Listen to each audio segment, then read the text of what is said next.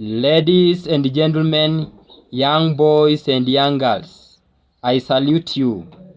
You need to know that respect is not demanded. It is commanded by your discipline. Not everyone deserves access to your reasoning. Not everyone deserves the privilege of your explanation. Ladies and gentlemen, young boys and young girls, when you know whom you are and where you are going, you don't beg to be understood by wrong people. Ladies and gentlemen, young boys and young girls, climate change is here with us. It is causing floods and drought all over the world. These floods and drought are causing different types of soil erosion, namely splash erosion, sheet erosion, gully erosion, and rill erosion. Ladies and gentlemen, young boys and young girls, running a problem is not solving a problem. There is an Aboriginal proverb that says, "Look after the land and the land will look after you. Destroy the land and the land will destroy you." Ladies and gentlemen, young boys and young girls, we need to stop talking about climate change without showing serious action.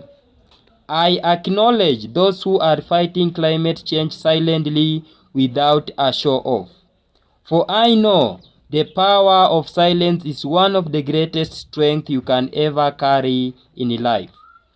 Silence is not weakness, but it is a strategy. Silence is the language of wisdom, the shield of mature, and the secret weapon of the strong. Ladies and gentlemen, young boys and young girls, soil erosion caused by drought and floods can be controlled by planting grass, planting cover crops, mulching, constructing gabions, digging terraces, planting trees, carrying out contour farming, constructing cut-off drains, and installing gutters on roofs. Ladies and gentlemen, young boys and young girls, C.A. Bastida quoted that a vibrant, fair, and regenerative future is possible, not when thousands of people do climate justice activism perfectively, but when millions of people do the best they can. End of the quote. Ladies and gentlemen, young boys and young girls, when carrying out climate justice activism perfectively, by silence over words, remember, when you master silence, you master control, not over others, but over yourself. Silence disciplines your emotions. Silence guards your energy and confuses your enemies. Silence does what explanation cannot do to wrong people.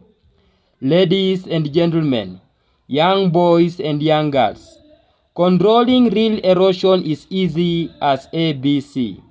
Just plant cover crops, carry out mulching, and construct gutters on roofs. Ladies and gentlemen, young boys and young girls, when carrying out climate change justice, don't involve the wrong people. When you try to explain yourself to wrong people, you invite arguments. When you remain silent, you leave no room for debate. Explanation to wrong people can be twisted, misunderstood, or rejected. Ladies and gentlemen, young boys and young girls, you can control sheet erosion by planting cover crops and planting tree seedlings.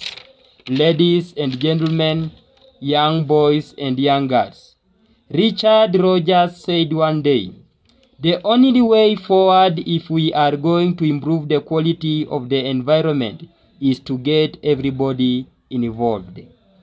Ladies and gentlemen, young boys and young girls, you can manage real erosion by making terraces, carrying out contour farming, and constructing cut-off drains.